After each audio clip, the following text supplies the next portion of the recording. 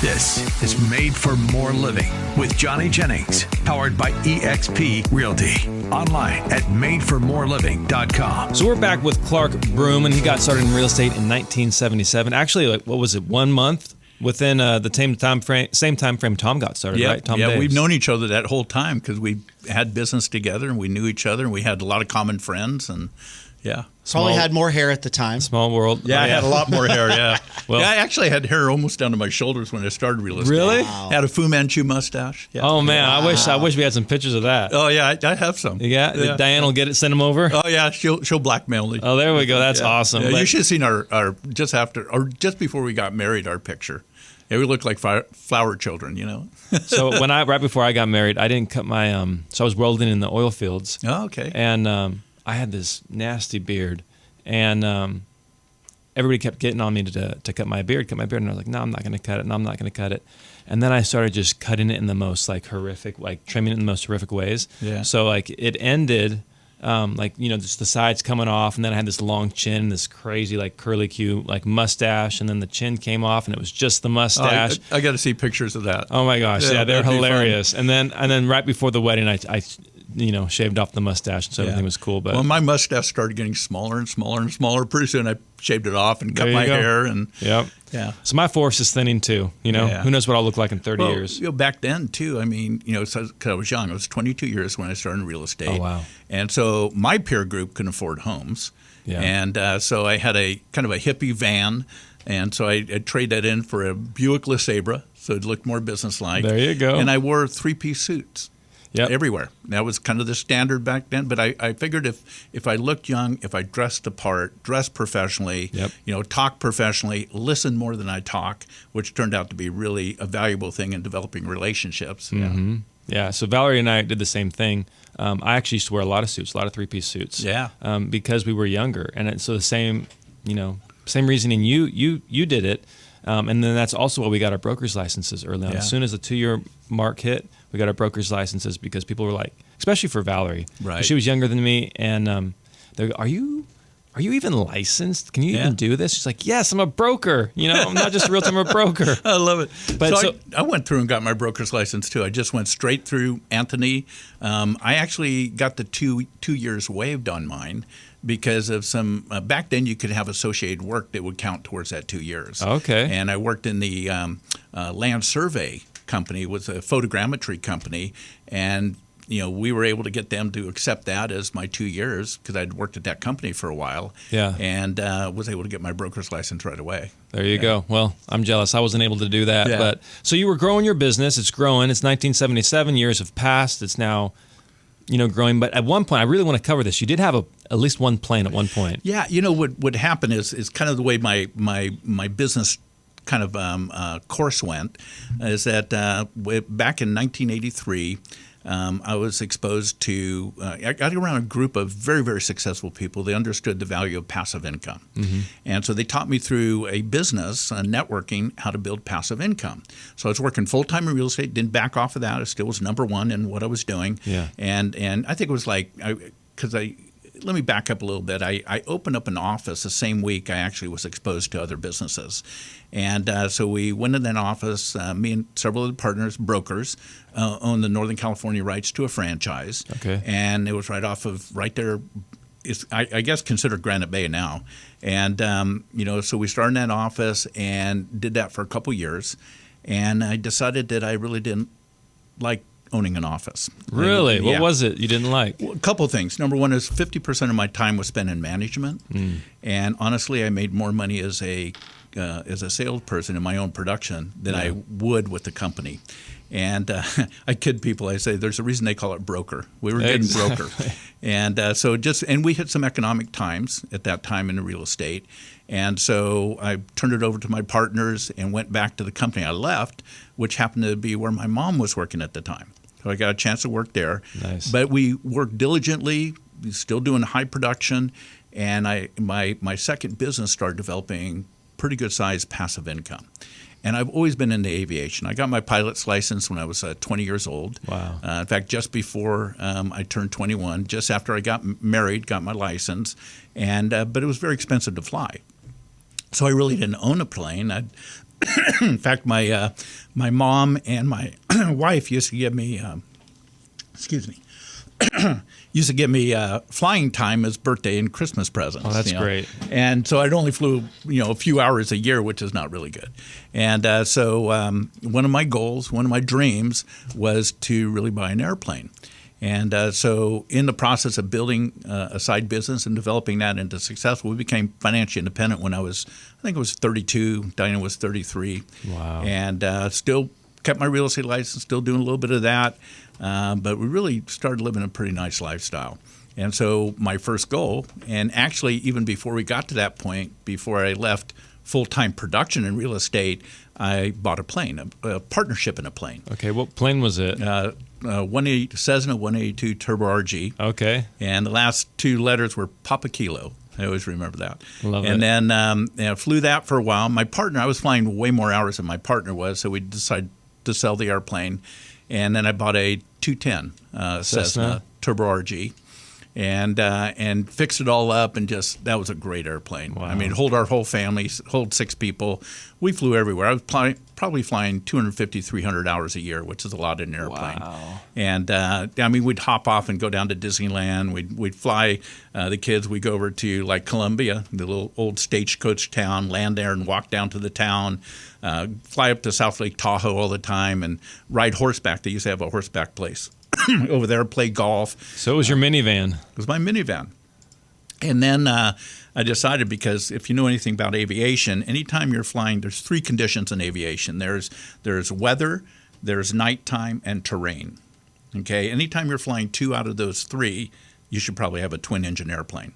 And I was flying all 3 all the time. Mm-hmm. And so I decided, okay, safety of the family, plus I wanted a little bit bigger airplane, so we bought a 421 Cessna, Golden Eagle. And that was a lot of fun. At that time, I had a full-time pilot, and he was a business associate of mine who was a former military, full bird colonel. In fact, he was in charge of the SR-71 program Manifest. Oh my gosh, what a great guy to be flying with. Oh man, he was wonderful, and I've kind of lost contact with him, but it's just a wonderful guy. And he kind of became like a second father or uncle to all my kids. Yeah. They all knew him. So we'd fly back from Hawaii on a trip, and our children were home. And so he'd go by, pick up our children, hop in our airplane, meet us in L.A., and we'd go to Disneyland. So it was really just a great lifestyle. Wow. And still love it to this day. Now I live closer to an airport than I ever have, but I don't own an airplane right now. Go figure. Yeah, that's a goal of mine here. So you grew your business, you had all this passive income, and then what prompted you to, because you've been with a lot of different brokerages as well, right? I have, yes. So your license is currently hung with eXp. Yes. What, out of all of your experiences doing this for decades and decades, what is it about eXp that you found so appealing? Yeah. Well, let me back up a little bit, because in the early 2000s, me and my business partner decided to diversify and create a development company, Azione Development. Okay. And I think Azione in Italian stands for New Day or something like that, New Horizon. And so we acquired a lot of land, and we started developing it. We didn't realize how long it took to develop in the capital region in California, basically. Yeah. And so we got caught with the bad economic times. And now, because of my passive income, I tell people, the icing on the cake was gone, but the cake is still good. And so we survived that time. But I learned a lot during that period of time, dealing with different brokerages. I was number one at the office I was at, which was Centex Realty at the time. I was the number one commercial agent, and because of our own acquisitions and us doing it for other people. And so I got a chance to look in and out of different brokerages and so forth, franchisings, especially franchises. I mean, obviously there's a lot of great companies out there. But basically, you're working for the company. You're working for the franchise. I've known Brent Gove ever since he was 18, and I was introduced by his father. He was a dishwasher at Denny's, was going to Chico State, and I got to know him pretty well. And we mentored him in a business that he became very successful at. Yeah. And then he started in real estate. And I'd been in contact with him, not frequently, but after this whole thing, in about 2000, I think it was 16, 17, a couple of people showed me or talked to me about eXp. They really didn't show me the model explained or anything like that. What was your initial reaction when they presented you? I just wasn't interested. Yeah. I just, You didn't see the value. I didn't see the value because nobody really explained it to me. And it kind of looked like a network marketing kind of business and so forth, which I'm very familiar with. Yeah. And it's a phenomenal. In fact, it's the best business model out there, that particular business model. And, but I just, and honestly, people kind of shared it with me. They were good friends, but, from a business standpoint of view, I was more successful than they were. Okay. And then a buddy of mine that I met at church, who I've been in business with, a guy named Don Peach. I see you're holding one of his pens too. I am. I'm holding with great pens too. Yeah.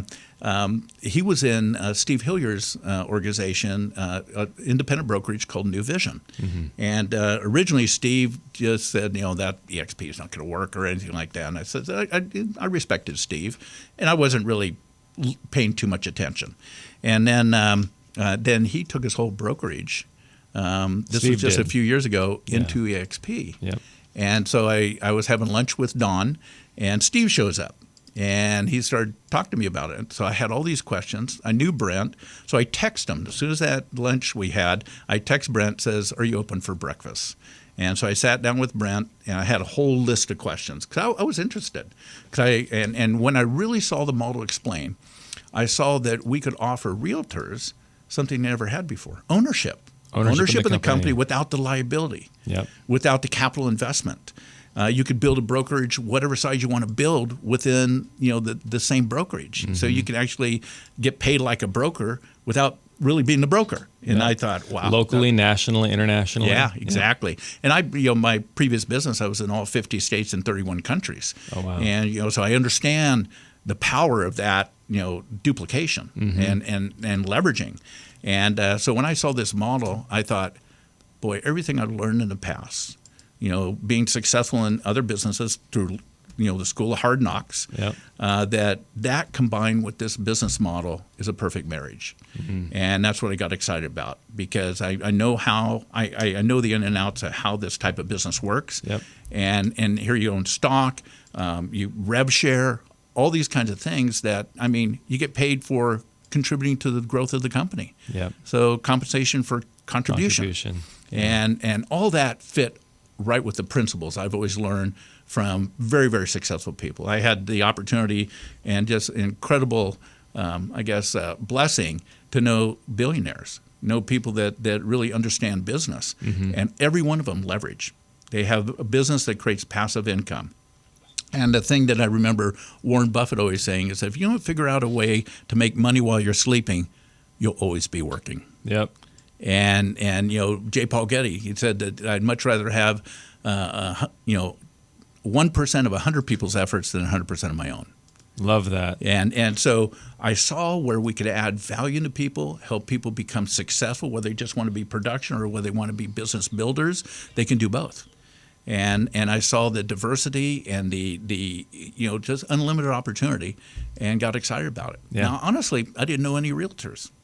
Really, after all those years, you didn't know? After all those years, got away from it. I had some friends who were in real estate, but not very many, because I hadn't been active in production. Okay. So that's been kind of, been too busy flying the plane. Flying the plane and doing other businesses. And we had the opportunity to speak for our organization outside of real estate all over the world. St. Petersburg, Russia, Tallinn, Estonia, the Philippines, Bangkok, Thailand, all these places. And it was very exciting.